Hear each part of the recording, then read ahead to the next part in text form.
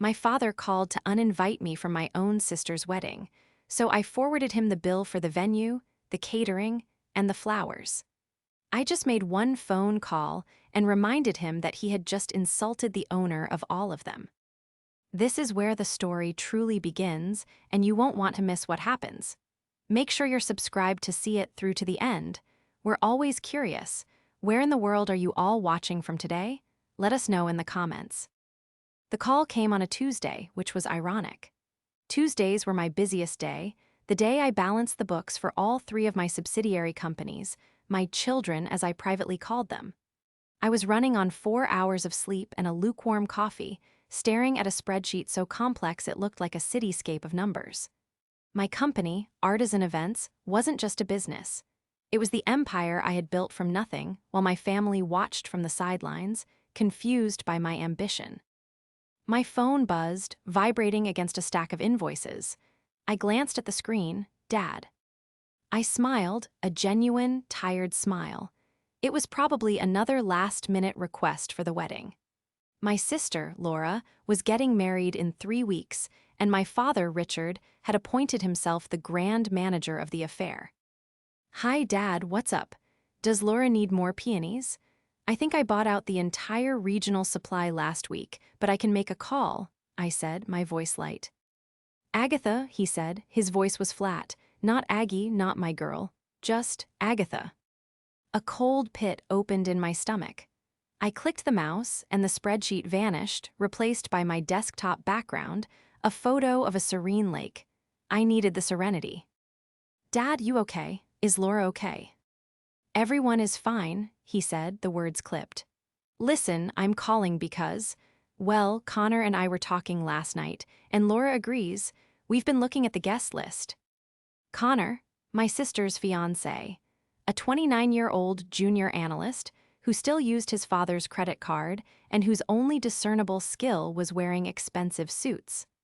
I'd been footing the bill for his custom monogrammed cocktail napkins, but I stayed quiet. "Okay," I said slowly, tracing the rim of my coffee mug. "It's a bit late to be changing the guest list, Dad. The calligrapher sent the final proofs for the place cards yesterday. I just approved them." "Well, that's just it," Richard said. He sighed, a long-suffering sound he usually reserved for when his favorite golf course was closed for maintenance. "There's been a change. We need to reduce the numbers.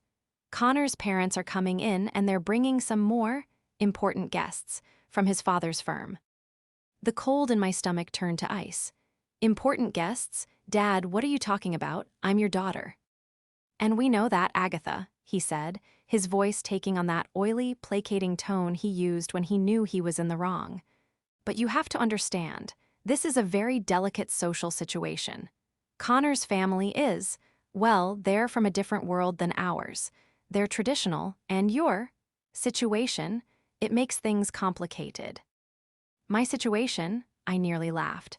"What situation? Owning a successful business, being single, what situation is so offensive, Dad?" "Don't be difficult," he snapped, his patience breaking. "You know what I mean, you're always working. You'll be on your phone the whole time, checking emails, taking calls. Connor feels, and we agree, that your focus will be seen as disrespectful. It's just not the right image for this kind of event, Agatha. It's high society. You just don't fit." I stared at the phone. My hand was shaking. I thought of the venue, the water's edge, which I had bought and restored myself, now the most exclusive spot in the state. I thought of the catering menus I had personally designed with the head chef of Savor, my culinary company. I thought of the floral arrangements from Bloom, my design studio, which I was arranging to have flown in from Holland. All of it a wedding gift. A massive, 6-figure wedding gift I was giving to my golden child sister, Laura, the 27-year-old lifestyle blogger who hadn't worked a real day in her life. "Dad," I whispered, the words sticking in my throat, "are you uninviting me from my own sister's wedding?" There was a long, terrible silence. I could hear the faint sound of a television in the background. He was probably in his leather recliner, the one I'd bought him for Christmas 2 years ago. "It's just for the best, Agatha," he finally said, his voice firming up, resolute. Laura is already so stressed, and this is her day. She doesn't need the added pressure of you making Connor's family uncomfortable. We'll have a nice family dinner later. Just us. It'll be better. The click of the phone ending was deafening. I sat there in the silence of my office for a full 10 minutes. The ice in my stomach had become a hard, heavy stone. I had been called diffic, disrespectful, and a complication by my own father. I, the one who had quietly paid off his mortgage when his investments went south. I, the one who was bankrolling this entire fantasy wedding. They thought I didn't fit.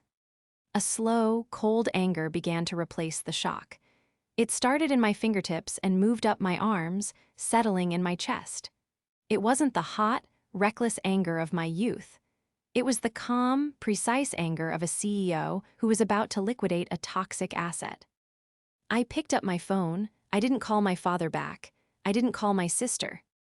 I called my operations manager. "Sarah," I said, my voice perfectly level, "pull up the Richard Laura wedding account, file L145. "Morning, Agatha. Sure, L145. Got it, the family discount account. What's up? Does your sister need more gold leaf on the cake?" "No," I said, swiveling in my chair to look out over the city. "She needs an update. Revert the account from internal at cost to full market rate, effective immediately, and send the fully itemized invoice to the client's email address." Yes, all three of them, my father, my sister, and Mr. Connors. Sarah was silent for a beat. She was the only one who knew the full extent of my family discount. She was the one who had helped me set up the internal ledger that billed my personal accounts for the venue, the food, the staff, the flowers. The invoices my father had been seeing were dummy reports, showing a 90% discount, courtesy of the owner's family. "Agatha," Sarah asked, her voice careful, "the full market invoice, that's over $200,000. "I'm aware," I said. "Send it. And one more thing, Sarah. Draft 3 emails, one from the manager of the Water's Edge, one from the head of Savor, and one from the lead designer at Bloom. The message is simple. As per the owner's directive, all services are suspended pending payment of the outstanding balance. All further communication will be routed through the owner's executive office. That's you, but I want them to know the owner has made the call." "Consider it done," Sarah said. There was a note of grim satisfaction in her voice. "Oh, and Sarah." "Yes." "Hold all my calls for the next hour. I'm going to get a coffee, a good one." I hung up, grabbed my purse, and walked out of my office. As I passed my assistant's desk, I said, "Mark my calendar. I'm taking a 3-week vacation, starting today." The betrayal was deep, but my power was absolute. The walk to the cafe downstairs was a blur. My building's lobby was all glass and gleaming steel, a monument to modernity, and I usually felt a surge of pride walking through it. Today, I felt like a ghost. I ordered a large Americano, black, and the barista, a young woman who knew my order by heart, gave me a concerned look. "Rough morning, Ms. Agatha." "You could say that, Maya," I murmured, taking the hot cup. My hands were still trembling, but not from shock anymore. It was adrenaline. I found a small table by the window and watched the city rush by, the people on the street all heading somewhere important. I, on the other hand, had just been told I wasn't important enough to attend my own sister's wedding. "You just don't fit." The words echoed in my head, mean and sharp. I had spent my entire life trying to fit, trying to be the good daughter, the successful one, to make up for my mother's absence after she passed. When my father's finances teetered on the brink of collapse after a few bad investments, it was I, at 28, who had just sold my first tech startup, who quietly funneled him the money to save the family home. He'd accepted it, of course, telling his golf buddies he'd had a market correction. And Laura, my baby sister, I'd paid for her university tuition, the one she dropped out of to find herself on a trip to Bali, which I also paid for. When she decided to become a lifestyle blogger, I'd bought her the high-end camera, the laptop, and paid for the web designer. Her entire career was built on the foundation of my hard work, a fact she conveniently forgot. And now, Connor, He'd entered the picture 6 months ago, all shiny teeth and empty compliments. He saw my family's old money aesthetic, the house I'd saved, the car I'd bought my father, and assumed we were like his family. He never once asked what I did. He just saw me, the older sister who was always in a business suit, as a social, a workaholic, a spinster in the making. He'd made subtle digs for months. "Don't you ever take a day off, Agatha? Laura and I are worried you're going to burn out. You should really try to meet someone." He wasn't worried. He was assessing a threat. He couldn't stand that I was more successful, more powerful, and completely self-made. He needed to remove me from the picture so he and Laura could be the new center of the family's universe. And my father, weak and obsessed with the image of success, had let him. My phone buzzed. It was Sa. "Ra, all assets deployed. The emails are out. The invoice is sent. Good luck." I took a deep sip of my coffee. It was scalding hot, but it felt good. It anchored me. I sent a text back. "Thank you. Activate protocol firewall. All inquiries from Richard, Laura, or Connor go to your voicemail. I'll review them tonight." I wouldn't give them the satisfaction of a direct line to me. They wanted to cut me out. I'd show them what being cut out really meant.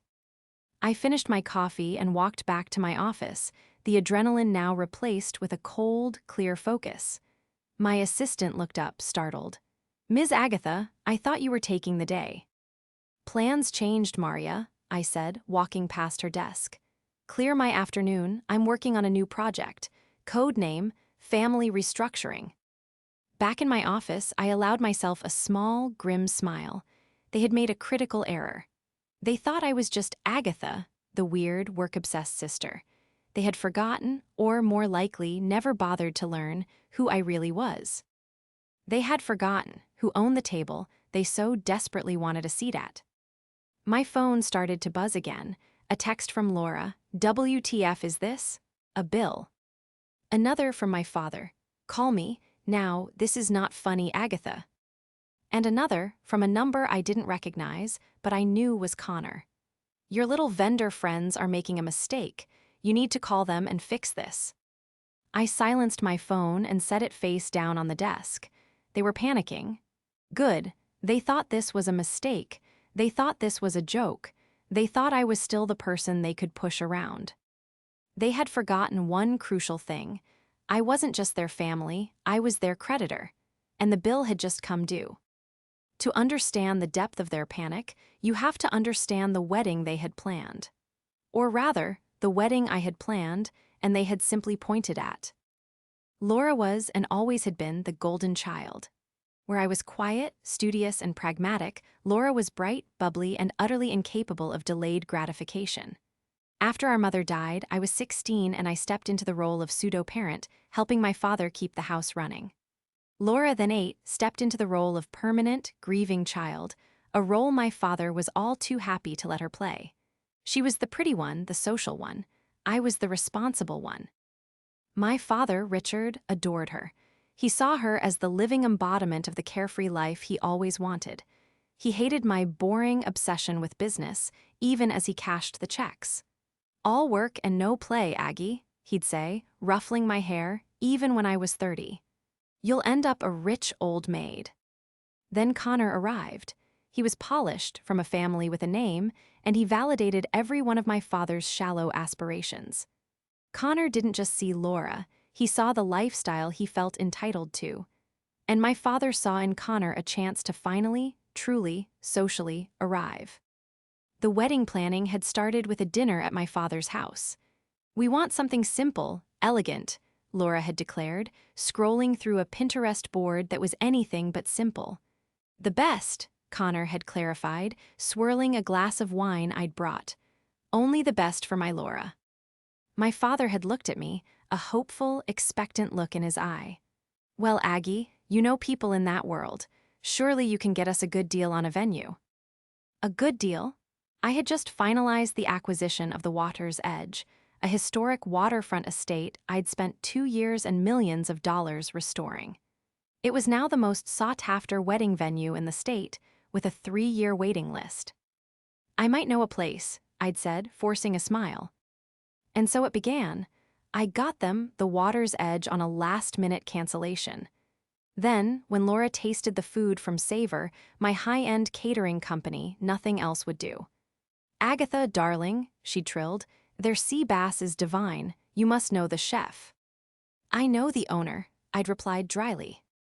Soon, I wasn't just in on the planning, I was the plan. My floral studio, Bloom, was tasked with creating an enchanted forest in a ballroom. My staff was running ragged, pulling off a miracle I was funding from my own pocket. I'd set up an internal account, L145, and quietly paid every invoice myself, sending my father falsified, family discount, receipts that showed a balance of pennies on the dollar. I was happy to do it, truly. I loved my sister and I wanted her to have a beautiful day. I wanted my father to be proud. I thought this grand gesture would finally make them see me. How stupid I was. Connor was the one who sowed the seeds of my dismissal. He was the one who was truly suspicious, but not of the bills. He was suspicious of me. He'd see me at the venue tastings, quietly giving notes to the chef or pointing out a detail to the site manager. "Agatha, you seem very involved," he'd said one evening, his smile not reaching his eyes. He'd a possessive hand on Laura's shoulder. "I'm the head of artisan events," I'd replied simply. "This is one of our properties." His eyes had narrowed. "Artisan events? I thought you owned a small event planning company." "Something like that," I'd said, not bothering to correct him. He hadn't liked that. He didn't like that the staff, from the valets to the general manager, greeted me with a deference he craved. "Ms. Agatha, a pleasure." "Ms. Agatha, can I get you anything?" He, Mr. Connor, was just another client. I was the boss. I saw him whispering to my father at the rehearsal dinner tasting. I couldn't hear the words, but I saw the gestures. He'd point at me, then back at his own chest, then at Laura. He was positioning himself as the new man of the house, the protector, and I, the unmarried, workaholic older sister, was a loose thread, a social liability. "He's just worried, Aggie," my father had told me later, when I'd asked why Connor seemed so hostile. "His family is very prominent. He wants everything to be perfect. You know, image is very important to them." Image, that was the word. I wasn't the right image. In their gilded, shallow world, I was the reminder of the work it took to pay for it all. And Connor, with his polished veneer and empty promises, was the fantasy. They had chosen the fantasy, and in doing so, they had made me the enemy. They just didn't realize that the enemy was the one who owned the castle. My phone, which I'd left on my desk, buzzed so violently it skittered across the wood. A barrage of texts, voicemails, missed calls. The panic was setting in. For the rest of the afternoon, I let the storm rage outside my office. I had Maria route all calls, and my firewall protocol held. My father, sister, and Connor could scream into the void of Sarah's voicemail, but they couldn't reach me. This wasn't just a reflex, it was a strategy. I needed to shift from being Agatha, the hurt sister, to Agatha, the CEO. The first rule of a crisis is to control the flow of information. I had just cut off their supply line, and now I was going to watch them react. I had Sarah forward me the transcripts of the voicemails. They were, in a word, spectacular. Voicemail 1, Richard. "Agatha, what is the meaning of this? I've just received a bill for, this is absurd. $214,000. This is extortion. Your vendors are trying to ruin your sister's wedding. You call them right now and you fix this, you hear me? This is your family, call me back. Immediately." Voicemail 2, Laura, hysterical. "AGGIE, what did you do? The venue just canceled. And the caterer, they said they're suspending services. My wedding, you're ruining it. Connor is furious. He said he knew you were jealous. You're jealous of me. You call Dad back and you fix this. This is all your fault." Voicemail 3, Connor, cold and threatening. "Agatha, this is Connor. I don't know what kind of pathetic, childish game you're playing, but it's over. You have 5 minutes to call your father back and apologize to Laura, and you will reinstate these vendors. If you don't, I will have my lawyers on the phone with your little company, so fast your head will spin. You are making a very, very big mistake." I read the transcripts, a cold calm settling over me. They were following the script perfectly. Threats, guilt, accusations. Not a single one of them, not once, had stopped to ask, wait, why does Agatha have the power to do this? They still didn't get it. They thought I was an employee. They thought I'd called my boss to get a discount. The concept that I was the boss, that the Water's Edge, Savor, and Bloom were all just divisions of my parent company, Artisan Events, was completely foreign to them. I had never boasted. I had just worked, and they had just assumed. This was no longer just about a wedding. It was about my father's casual dismissal, Laura's entitlement, and Connor's arrogant, manipulative behavior. He'd threatened me. He'd threatened my company. Fine, game on. I wasn't just a workaholic. I was a strategist, and my father and future brother-in-law had just given me all the ammunition I needed. My clever trap, the leverage I had, wasn't just the invoice. That was the opening shot. The real leverage was the information. While they had been ignoring me, I had been watching them. I pulled up the file I'd had my assistant prepare on Connor's family weeks ago. It was standard practice for any high-value client. I liked to know who I was dealing with. But my gut had told me to dig a little deeper on Connor. His father's prominent firm, it was real, but it was also being quietly investigated for financial irregularities. Connor's junior analyst position, it was a courtesy title. He had no real power and, according to a few discreet inquiries, no real prospects. He was a leech looking for a new host. He thought he'd found one. In Laura, assuming my family's quiet wealth was liquid and available. He'd seen me as a rival for that wealth, not the source of it. But there was something else. In that file was a note about a previous engagement, one that had been called off very suddenly. I picked up the phone and dialed a number.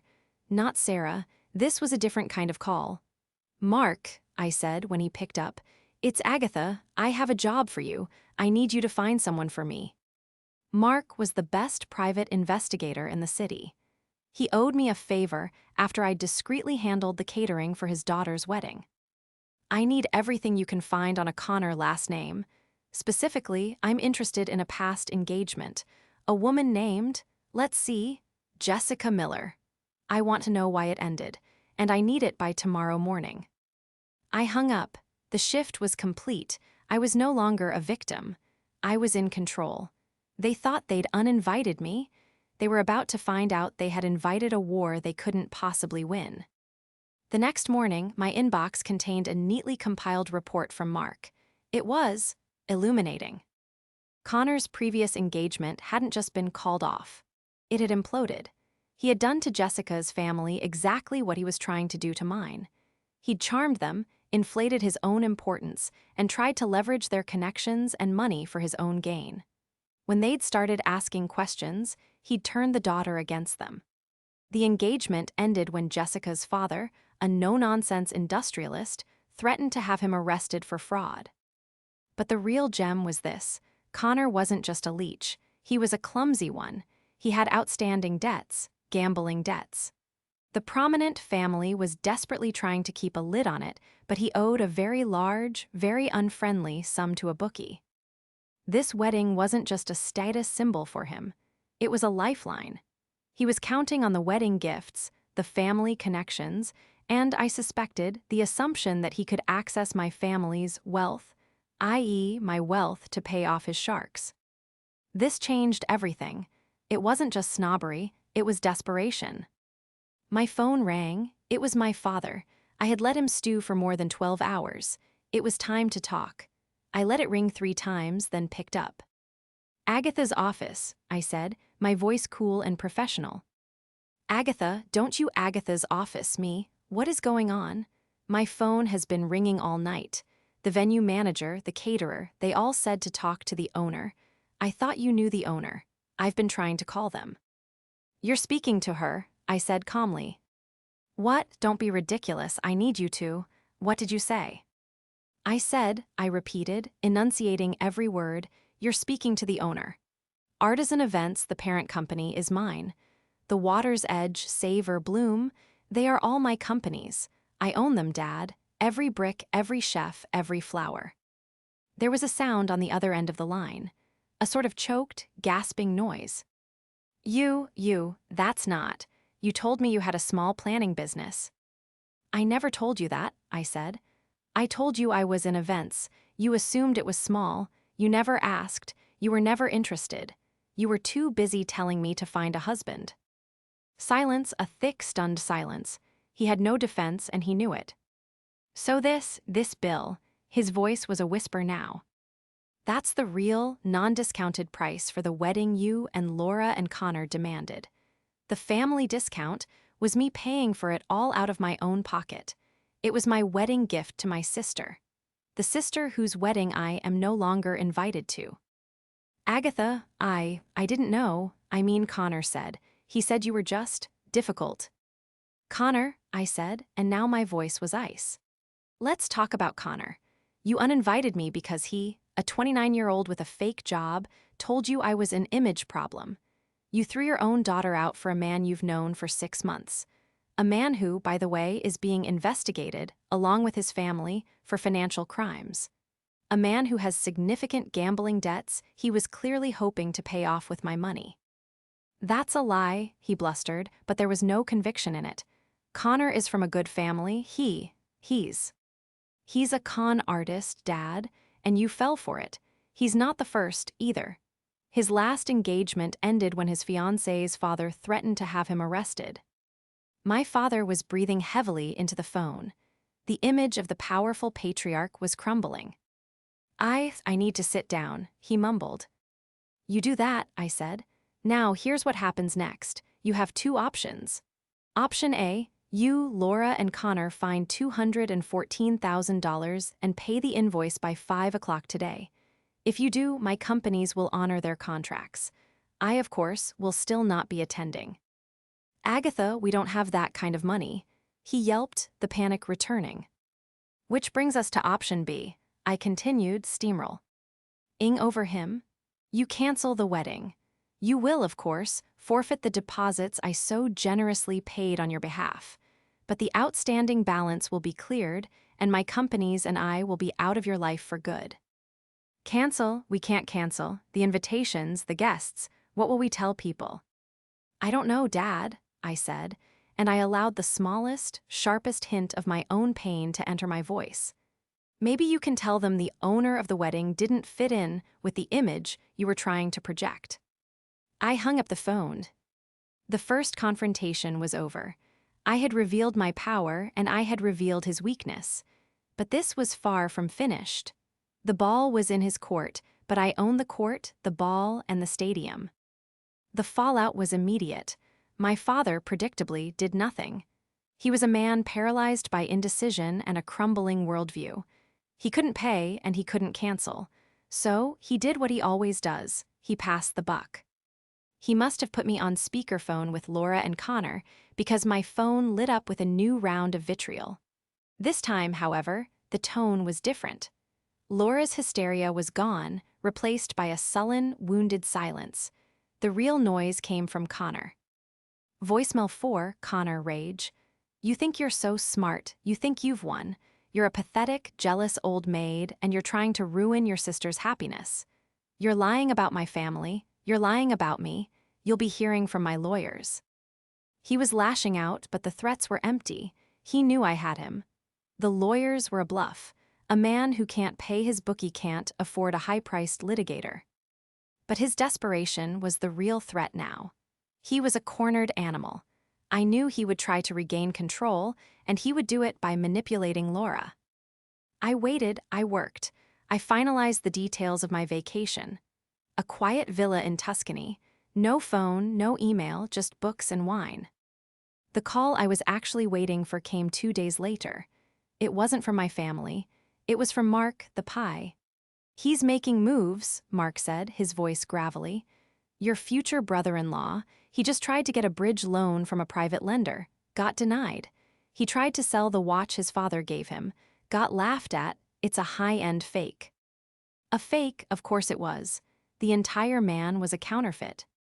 But that's not the interesting part, Mark continued. The bookie, The one he owes money to, his name is Vinny, and Vinny's associates paid a visit to Connor's apartment this morning. They were persuasive. Connor has 48 hours to come up with the cash, or they're going to start breaking more than just his china. The stakes had just escalated from social humiliation to physical danger. One more thing, Mark said. I found the ex-fiancée, Jessica Miller. She's eager to talk. Seems she's not a fan of Connor and would be very happy to see him get what he deserves. She's got emails, texts, all detailing his investment schemes. Mark, I said, you're a miracle worker. Put me in touch with her. No, better yet, ask her if she'd be willing to attend a family dinner. It was time for the second confrontation, but this one wouldn't be on the phone. This one would be in person. I called my father. He picked up on the first ring, his voice sounding small and old. Dad, I'm inviting you, Laura, and Connor to dinner. Tonight, at Savor. I don't think that's a good idea, Aggie. It's not a request. It's a final negotiation. You are to be at the restaurant's private dining room at 7 o'clock. If you are not there, I will assume you've chosen option A, and I will be forced to begin collections on the $200,000 debt you owe me. That means liens. That means lawyers. The kind you can't afford. You wouldn't, he whispered. Try me, I said and hung up. At 6:50 p.m., I was sitting in the private dining room of Savor. It was beautiful, all dark wood and soft lighting, with a single, stunning floral arrangement from Bloom on the table. At 7:00 p.m. on the dot, they walked in. My father looked haggard. Laura looked pale and puffy, her eyes red-rimmed. She wouldn't look at me.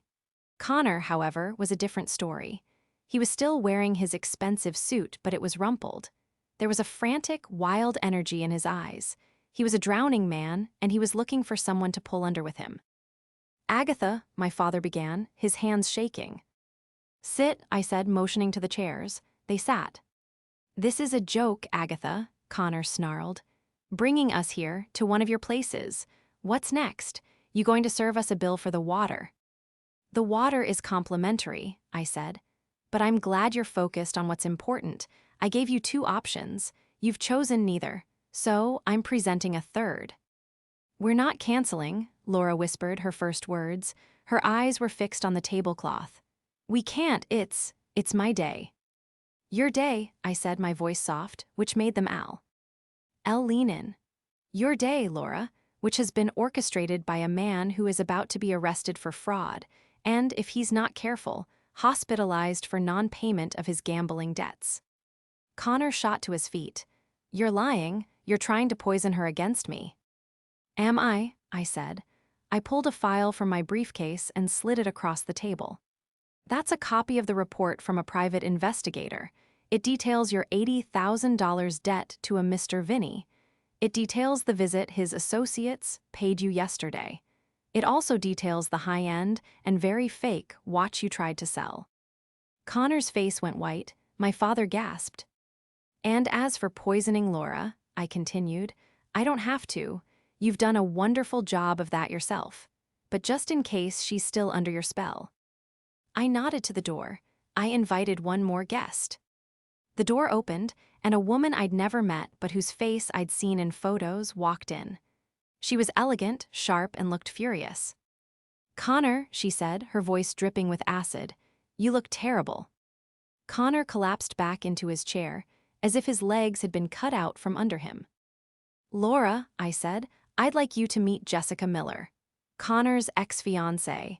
She has some stories you might be interested in. About, for instance, the investment he tried to get her father to make, and the family emergency that required her to lend him her grandmother's engagement ring, which, it turned out, he pawned. Laura's head snapped up. She looked from Jessica to me to Connor. The spell wasn't just broken, it was shattered. The silence in the room was absolute. It was a heavy, suffocating thing, broken only when Laura let out a small, shuddering breath. She was staring at Connor, her golden child glow gone, replaced by a dawning, horrified understanding. Connor, she whispered, who is she? What is she talking about? Connor just sat there, his face a mask of disbelief and rage. He was trapped. Jessica didn't wait for him to answer. She stepped forward, her eyes fixed on Connor. "I'm the one who got away," she said, her voice ringing with clarity. "I'm the one whose family he tried to bleed dry before he moved on to yours. The investment? The family connections? It's all a script, honey. And you, my dear," she said, her gaze softening as she looked at Laura, "are the star of his latest, and apparently most desperate, show."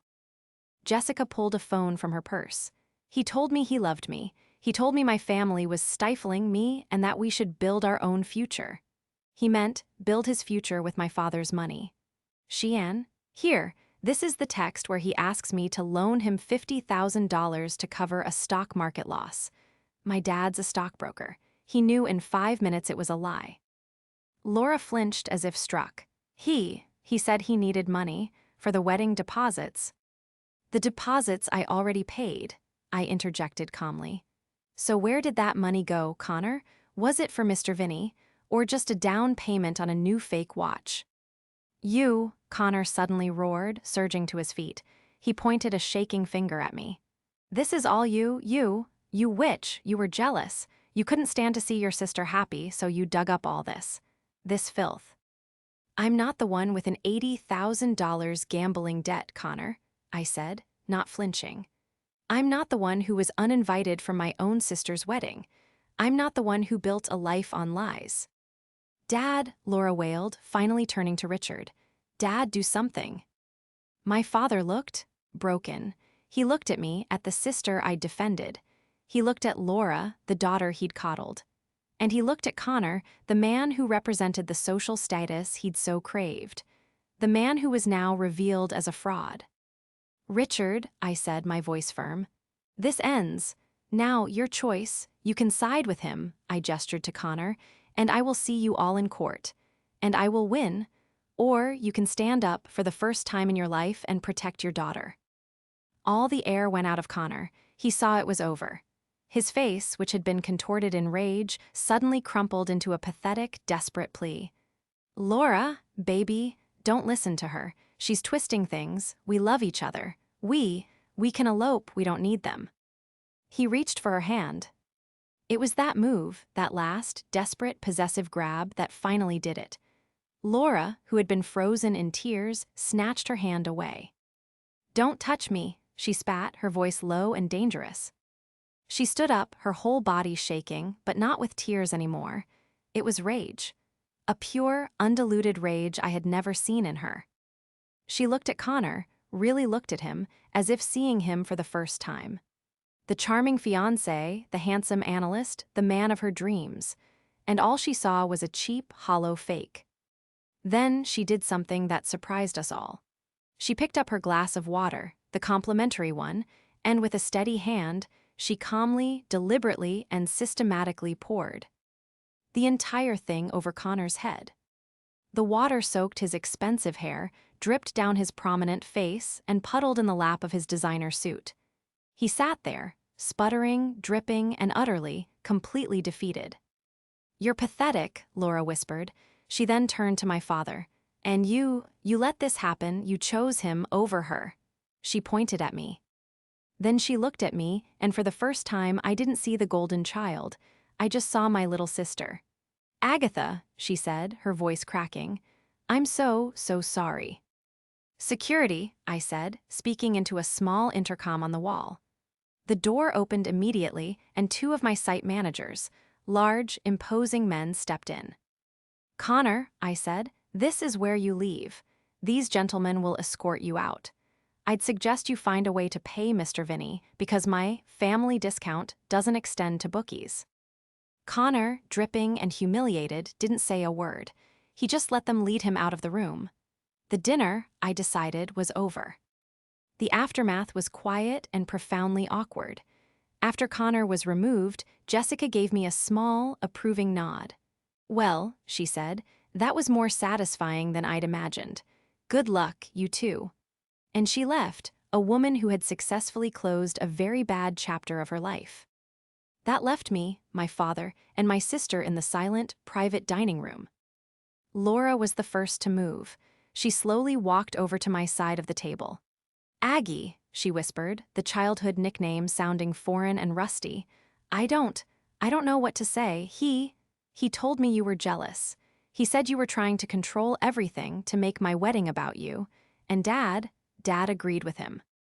My father flinched, staring at his hands. Laura, I just wanted you to be happy. I thought he was. You thought he was rich, I said, the words hanging in the air, cold and true. You thought he was a social upgrade. You were willing to trade your daughter for a better invitation to the golf club. Agatha, no, he protested, but the denial was weak.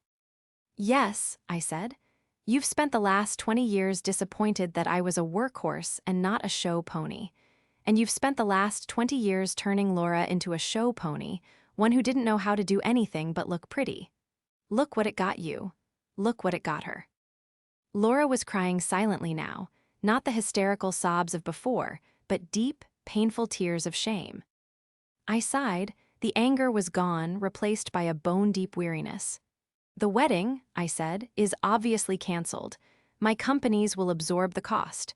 Consider it a severance package from the family. Agatha, wait, Laura said, grabbing my arm. Please, I'm sorry, I was stupid. I was so stupid. But please, don't leave, not again. I looked at her, really looked at her. The entitled blogger was gone. In her place was a scared, 27-year-old woman who had just realized her entire life was a fantasy. I'm not leaving, I said, my voice softening. But I'm not. I can't be that person anymore. I'm not the family bank. I'm not the fixer. And I am done being the person you call when you need something, only to hide me in a closet when your important friends come over. I turned to my father. And we have a lot to talk about, starting with the mortgage on your house, the one I paid off. His head snapped up, his eyes wide with a new, different panic. Laura's jaw dropped. What? Laura whispered. Oh, yes, I said. Dad's market correction in 2008? That was me. This entire life, the house, the club, the comfort, has been subsidized by the workaholic daughter you were so embarrassed by. We're going to be setting up a formal repayment plan. Not because I need the money, but because you need to understand, finally, what things actually cost.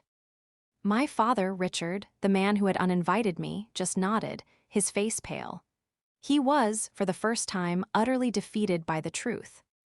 The next few months were a restructuring. Laura, to her credit, stepped up. She got a job, a real one, as an assistant at a PR firm. She was terrible at it at first, but she stayed. She moved out of my father's house and into a tiny apartment with 2 roommates. She sold all the designer clothes Connor had bought her on credit, it turned out, and started over. My father and I entered therapy. It was brutal. He had to confront decades of his own inadequacy and his deep-seated, old-fashioned beliefs about women, work, and family. We're not good, but we're better. He started taking responsibility for his own finances. As for Connor, his downfall was swift. Without the wedding, without my family, he had no resources. Mr. Vinny's associates were not as forgiving as I was. I heard he lost his job, his apartment, and his car. His prominent family, facing their own legal troubles, cut him loose. He was last seen working at a rental car kiosk. I did take that vacation to Tuscany. I stayed for a month. I turned off my phone, I read books, I drank wine, and I remembered who I was without the weight of my family's expectations. When I came back, Laura asked me to lunch. She paid, with her own hard-earned money. It was just a sandwich at a corner cafe, but it was the best meal we'd ever shared.